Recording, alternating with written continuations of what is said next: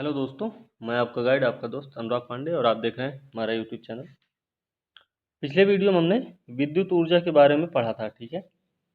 विद्युत ऊर्जा के बारे में हमने बताया था, जैसे भारी जल संयंत्र के बारे में बताया, राष्ट्रीय विद्युत निगम के बारे में बताया हमने, राष्ट्रीय ताप विद्युत निगम, फिर अल्ट्रा मेगा पावर प्रोजेक्ट्स, ठीक है।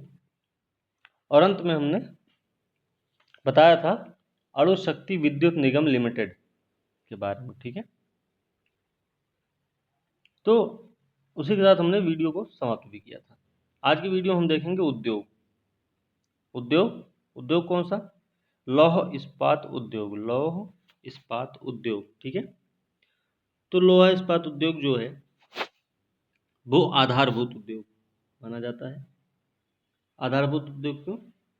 क्योंकि कोई भी परिवहन का साधन हो या फिर मकान है, कुछ भी है जैसे, तो सब जगह इनका यूज होता है। तो जो ये होते हैं आधारभूत उद्योग हैं, करीब 8 प्रकार के हैं ना आधारभूत उद्योग, ठीक है। तो लोहा इस्पात उद्योग के बारे में हम देखेंगे इसमें, ठीक है। तो वीडियो को लास्ट तक जरूर देखें, वीडियो को लाइक शेयर कमेंट करना ना भूलें, साथ में चैनल को सब्सक्राइब जरूर करें। शुरू करेंगे लौह इस्पात उद्योग कि क्या है लौह इस्पात उद्योग, इसमें क्या ऐसा पढ़ना है। देखिए, पहली बात तो लौह इस्पात उद्योग जो है वो एक आधारभूत उद्योग है, ठीक है। अब बात करेंगे तो पहले कारखाने की बात होनी चाहिए। तो पहला कारखाना जो लगाया गया, देखिए इस्पात बनाने का पहला प्रयास जो हुआ है वो तमिलनाडु में 1830 में हुआ था। 1830 में तमिलनाडु के पोर्टो नोवो नामक स्थान पर पहला इस्पात बनाने का प्रयास सबसे पहले इस्पात बनाने का प्रयास किया गया था 1830 में पोर्टो नोवो तमिलनाडु में, ठीक। फिर सफल उत्पादन की अगर हम बात करेंगे, पहली बार सफल उत्पादन की अगर हम बात करेंगे तो ये Bengal iron works Kulti, Bengal iron works Kulti के द्वारा 1874 में पहली बार सफल प्रयास किया गया था। किसके लिए? लौह इस्पात के उत्पादन के लिए, ठीक। ये आपको पता होना चाहिए। फिर जमशेद जी टाटा थे। तो 1907 में नए इस्पात कारखाने की स्थापना हुई है। साकची एक जगह है, वहाँ पे जमशेद जी टाटा के द्वारा, यहाँ पे 1908 में कच्चा लोहा का उत्पादन शुरू हुआ और 1911 में, देखिए 1907 में बना है, 1908 से कच्चा लोहा निकाला जाने लग गया यहाँ से। 1911 में इस्पात का उत्पादन यहाँ से शुरू हुआ, ठीक है। आप एनसीईआरटी पढ़ेंगे तो उसमें एक कहानी बताई जाती है कि घूम रहे थे जंगल में, पहाड़ी, फिर उनको पता दिखता है कि लोग अपने सर पे कुछ रख के ला रहे हैं। तो देख के पता चलता है कि ये लोहे के अंश हैं। तो पूछा जाता है कहाँ से मिला, तो कोई एक मजदूर है जो सर पे रख के ला रहा है, तो उसमें वो उंगली को दूर तक दिखाता है कि वहाँ से लाते हैं इसे, ठीक है। तो इस तरीके की कहानी है, एनसीईआरटी पढ़ें तो उससे बहुत फ़ायदा भी मिलेगा आपको, ठीक है। और कहानी के रूप में बताते हैं तो वो अच्छा लगता है पढ़ने में, ठीक है। तो 1911 से इस्पात का उत्पादन यहाँ पर शुरू हुआ। वर्तमान में दुनिया की 5वीं सबसे बड़ी इस्पात कंपनी है, ठीक है ना। आगे बात करेंगे Visvesvaraya iron and steel limited. Visvesvaraya iron and steel limited, तो इसकी स्थापना हुई है 1923 में। विश्वेश्वरैया आयरन स्टील लिमिटेड की स्थापना 1923 में कहाँ? कर्नाटक में भी कहाँ? शिमोगा जिला है, शिमोगा जिले में कर्नाटक में Visvesvaraya iron and steel limited की स्थापना हुई। और यह भद्रावती नदी के तट पे स्थित है, ध्यान रखना। तो भद्रावती नदी के तट पर स्थित है। यहाँ पे बाबा बुदन की पहाड़ी है, वहाँ से कच्चा लोहा मिलता है इनको। चूना पत्थर भंडीगुंडा से उठाते हैं, ये वहाँ से मिलता है, ठीक है ना।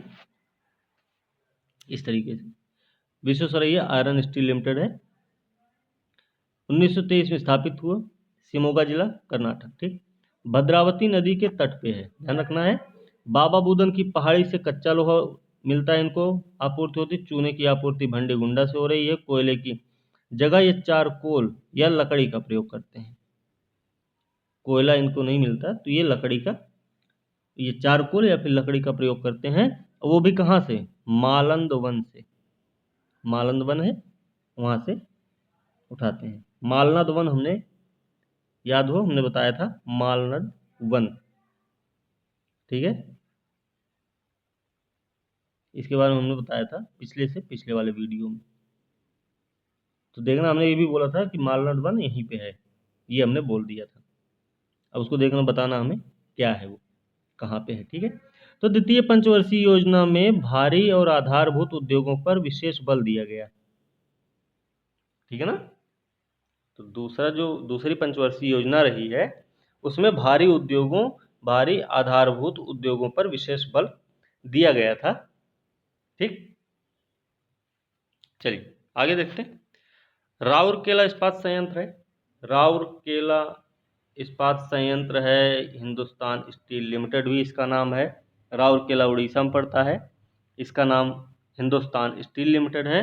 जर्मनी के सहयोग से निर्मित है, ये उड़ीसा में स्थापित है। ठीक है। अब जर्मनी की जो कंपनी वो है क्रुक्स डिमैग कंपनी। जर्मनी की जो कंपनी है, जर्मनी ने लगाया है, किसी कंपनी के सहयोग से लगाया होगा, तो क्रुक्स डिमैग कंपनी, इस पे प्रश्न आ चुका है पहले। तो क्रुक्स डिमैग कंपनी के सहयोग से निर्मित हुआ है। लौह अयस्क इसको कहाँ से आपूर्ति होती है लौह अयस्क की? तो क्योंझर से। लौह अयस्क की आपूर्ति क्योंझर से होती है। कोयले की आपूर्ति होती है बोकारो, झरिया, तालचर से। तालचर उड़ीसा में पड़ता है, बोकारो छत्तीसगढ़ है, झरिया आपका झारखंड। ठीक है। तो यहाँ से कोयले की आपूर्ति होती है। कोकिंग कोयला लेते हैं तो कारगली की, कोकिंग कोयला कारगली से मिलता है। ठीक है। कारगली के कोयला प्रक्षालन केंद्र से। मैग्नीज और चूने पत्थर की अगर हम बात करेंगे, मैग्नीज, चूना पत्थर और डोलोमाइट की हम बात करेंगे, तो ये वीरमुत्रपुर से प्राप्त होता है। किसको? राउरकेला इस्पात संयंत्र या हिंदुस्तान स्टील लिमिटेड, जिसकी स्थापना जर्मनी के सहयोग से, क्रुक्स डिमैग कंपनी थी जर्मनी की, उसके सहयोग से की गई थी। ठीक। भिलाई संयंत्र, भिलाई इस्पात संयंत्र कहाँ है? छत्तीसगढ़ में पड़ता है। मिलान करने के लिए आता है। भिलाई सोवियत संघ के सहयोग से निर्मित है। कोलकाता मुंबई रेल मार्ग पर भी है ये, कोलकाता मुंबई रेल मार्ग के सहारे विकसित है। ठीक है। और डल्ली राजहरा से लौह अयस्क इनको मिलता है। ठीक है, ये भी ध्यान रखना है। अगला है दुर्गापुर, हिंदुस्तान स्टील लिमिटेड भी है। तो दुर्गापुर वर्धमान पश्चिम बंगाल में है, ब्रिटेन के सहयोग से निर्मित है। तो वर्धमान में पश्चिम बंगाल में ब्रिटेन के सहयोग से निर्मित है दुर्गापुर इस्पात संयंत्र। इसको लौह अयस्क की आपूर्ति होती है बोलनी खदान से। बोलनी खदान से लौह अयस्क की आपूर्ति हो रही है। कोयले की आपूर्ति आपकी होती है बोकारो और झरिया से। बोकारो और झरिया से कोयले की आपूर्ति हो रही है। मैग्नीज की आपूर्ति होती है कहाँ से? जमदा, जमदा एक जगह है क्योंझर से। ठीक है। और बिजली तथा जल ये दोनों दामोदर नदी से लेते हैं। दुर्गापुर को इसकी भरपाई की जाती है, आपूर्ति की जाती है। ठीक है। चलो, बोकारो, बोकारो कहाँ है? झारखंड में है, ये रूस के सहयोग से निर्मित था। बोकारो झारखंड के सहयोग से, झारखंड में स्थित है, रूस के सहयोग से निर्मित किया गया। ठीक। अच्छा, भारत में कोककारी कोयले की आपूर्ति जो होती है वो ऑस्ट्रेलिया से आयात किया जाता है। कोककारी की आपूर्ति के लिए ऑस्ट्रेलिया से आयात किया जाता है, ये चीज़ हमें ध्यान रखना। कोककारी कोयले की आपूर्ति ऑस्ट्रेलिया से होती है। ठीक है, ऑस्ट्रेलिया से आयात किया जाता है। फिर विशाखापत्तनम इस्पात संयंत्र है। तो ये विशाखापत्तनम इस्पात संयंत्र जो है वो भारत का पहला समुद्र तट पर स्थित इस्पात कारखाना है। इसको बैलाडिला से इस्पात की आपूर्ति की जाती है। बैलाडिला खान से इस्पात की आपूर्ति की जाती है। किसको? विशाखापत्तनम इस्पात संयंत्र को, जो कि भारत का पहला ऐसा संयंत्र है जो कि समुद्र तट पर स्थापित किया गया है। ठीक है। चलिए आगे है एल्यूमिनियम उद्योग। एल्यूमिनियम उद्योग की शुरुआत हुई 1937 में। एल्यूमिनियम की शुरुआत, उद्योग की शुरुआत 1937 में हुई है। एल्यूमिनियम कारपोरेशन ऑफ इंडिया, जेके नगर। जेके नगर कहाँ? पश्चिम बंगाल में पड़ता है, ठीक है। तो एल्यूमिनियम कारपोरेशन ऑफ इंडिया, जेके नगर, पश्चिम बंगाल में स्थित है। इसकी शुरुआत 1937 से हुई है। तो एल्यूमिनियम कारपोरेशन ऑफ इंडिया, ठीक है, जेके नगर में स्थापित है, ध्यान रखना इसका। दूसरी पंचवर्षीय योजना में कुछ संयंत्र स्थापित किए गए थे, ये प्रश्न पहले आ चुका है। दूसरी पंचवर्षीय योजना में स्थापित संयंत्र निम्नलिखित में से कौन कौन से हैं, तो आपको ध्यान होना चाहिए। एक तो हीराकुंड है और दूसरा रेणुकूट है। हीराकुंड और रेणुकूट, हीराकुंड को इंडाल बोलते हैं, इंडाल को, और रेणुकूट कहाँ? सोनभद्र उत्तर प्रदेश में है, इसको हिंडाल्को बोलते हैं। ये मिलान करने के लिए आता है, ठीक है, ध्यान रखना इसका। सोनभद्र में है उत्तर प्रदेश में। भारत एल्यूमिनियम कंपनी है बाल्को, बाल्को नाम है भारत एल्यूमिनियम कंपनी। इसकी स्थापना हुई है कोरबा, छत्तीसगढ़ में 1969 में। यह सार्वजनिक क्षेत्र की पहली एल्यूमिनियम उत्पादक कंपनी है।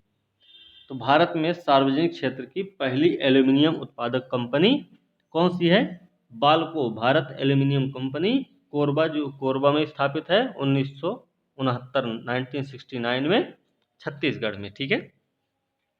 फिर नालको भी है, बाल्को हुई तो नालको भी है। नालको क्या है? बाल्को आपकी कहाँ पड़ रही?